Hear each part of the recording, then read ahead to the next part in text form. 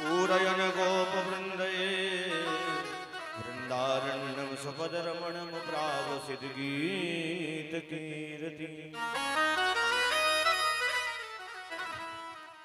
नीलांबुज श्यामल कोमलम सीता समारोह पितुमाम भागम पाणो महासायक चारु चापम नमामि रामम रघुवंशनाद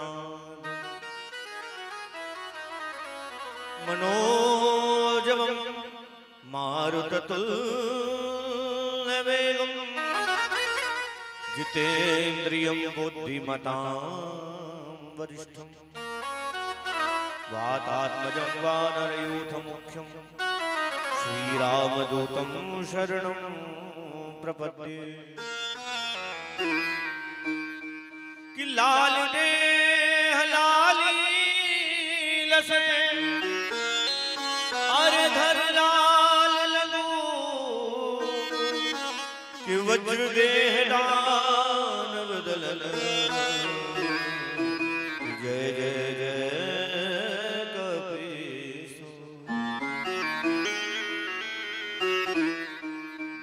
गुरु गोविंद दो खड़े में काके लागो पाए बलिहारी गुरु आपने मेरो गोविंद दियो बता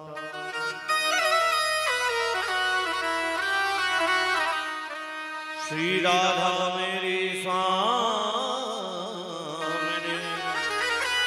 मैं राधे तेरो दास जन्म जन्म मोहि दीजियो प्यारे निज चरणन में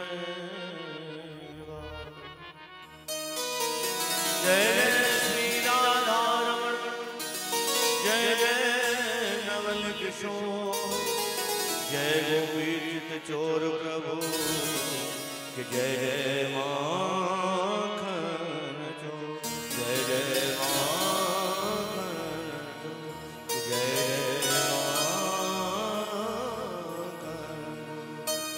बोले श्रीमद् भागवत महापुराण की वेद व्यास भगवान की श्री सुखदेव जी महाराज के सद्गुरुदेव भगवान के परीक्षित जी महाराज के संत समाज के हनुमान जी महाराज के शंकर भगवान के गंगा मैया जय जय श्री राधे जय जय श्री राधे जय जय श्री राधे।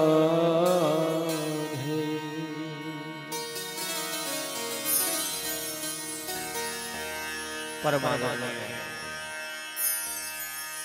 भगवत भक्त भगवान की विशेष करुणा कृपा दया से आज हम अपने इस परम पावन यज्ञ के तृतीय दिवस में प्रवेश कर रहे हैं और नित्य प्रति में आपको यही बात समझा रहा हूं कि केवल हम भगवान के बन जाएं।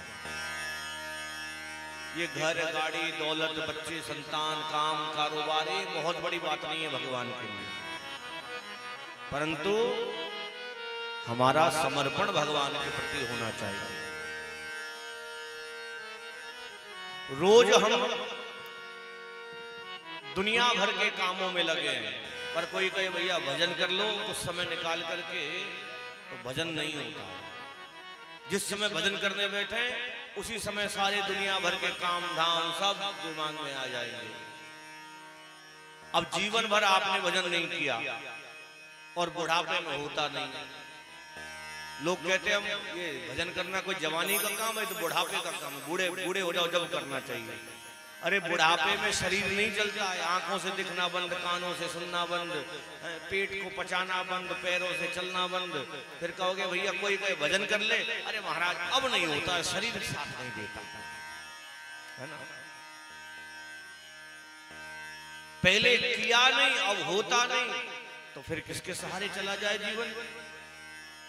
और भगवान को क्या लगे एक क्षण में दिमाग का एक नट हल्का सा ढीला कर दे तो जीवन भर बिस्तर पर पड़े रहो, चिल्लाते रहो, फिर चिल्लाओगे हाय राम उठा ले, हाय राम उठा ले। बहू नहीं आएगी, बेटा नहीं आएगा, नाती पोते नहीं आएंगे, कोई दुनियादारी वाला बैठने नहीं आएगा। क्यों? इसको क्या काम, पड़ा रहता है सारे दिन, दिमाग खाता है, नहीं जाते इसके पास। तो ऐसी नौबत से पहले अपने मन को समझा लो कि जितना समय हो जाए, चाहे एक क्षण एक बार निकालो पूरे दिन में, पर निकालो हृदय के भाव से, हृदय से भगवान का नाम आना चाहिए। राम राम राम।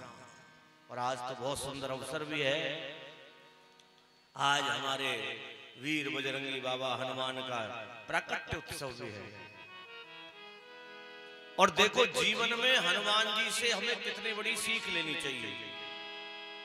जितने बच्चे हैं ना, इनके तो गुरु बना करके इनको अपना मान करके रखना चाहिए। हनुमान जी 8 गुण हनुमान जी के अंदर, कौन कौन से? अतुलित बल धाम। धाम किसे कहते हैं? घर। किसके घर है? पावर हाउस है बल के, ट्रांसफॉर्मर नहीं है, पावर हाउस है। धाम हेम शैलाविदेहम। अभी चाहे तो मच्छर से भी छोटे बन जाएं और चाहे तो पहाड़ को भी लांग जाएं। धनुज वन कृशानुम। जिनके सामने शत्रु टिकता नहीं है, अग्नि के समान। ज्ञानी नाम अग्रगण्यम। जो अपने आप में सबसे ज्यादा ज्ञानी बनता हो तो हनुमान जी के सामने जाकर के बैठ जाए। सकल गुण निधानम। दुनिया में ऐसा कोई गुण नहीं है जो हनुमान जी में ना हो। वानराणामधीशम। जिस समाज के हैं हनुमान जी, उसमें भी सबके इष्ट हैं। रघुपत प्रिय भक्तम। और भगवान राम के सबसे प्रिय भक्त हैं। अच्छा, एक बात जानते हैं हनुमान जी को चोला क्यों चढ़ाया जाता है?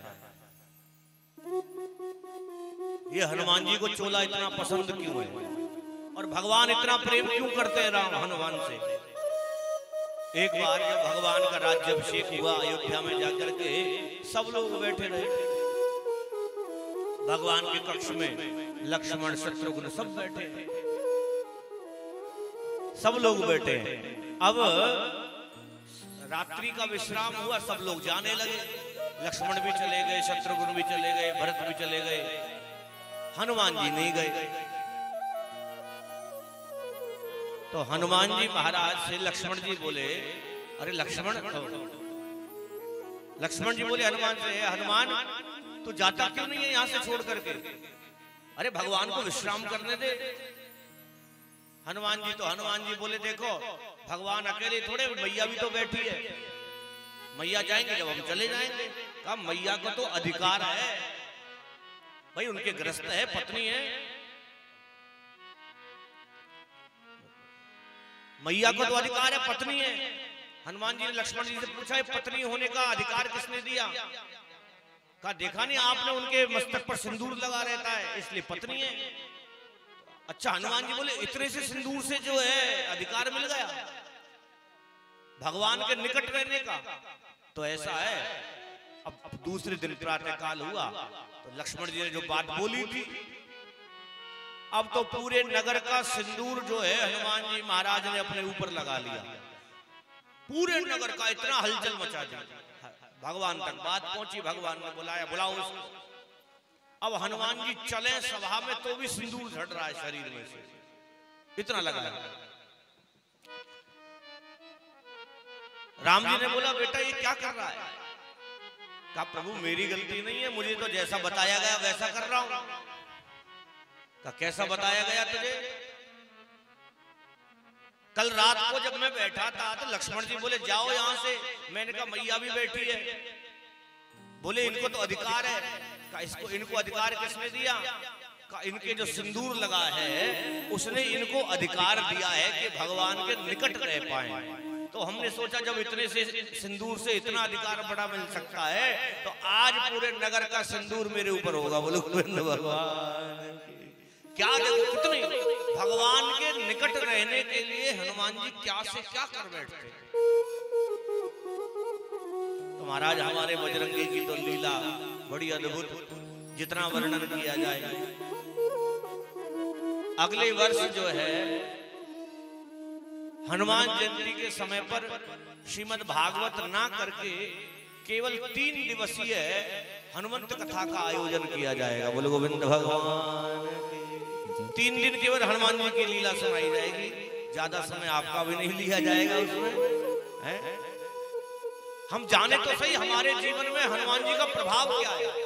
ये डॉक्टर सर्जरी करने से पहले हनुमान जी को प्रणाम करता है, ड्राइवर गाड़ी चलाने से पहले हनुमान जी का ध्यान करता है, बच्चा पेपर देने से पहले हनुमान जी का ध्यान करता है। अरे कोई गुण तो होगा तभी तो सबका ध्यान किया जा रहा है। इसलिए हमारे जीवन में जो बच्चे अभी विद्यार्थी जीवन में हैं, उनको हनुमान जी का नित्य ध्यान करना चाहिए।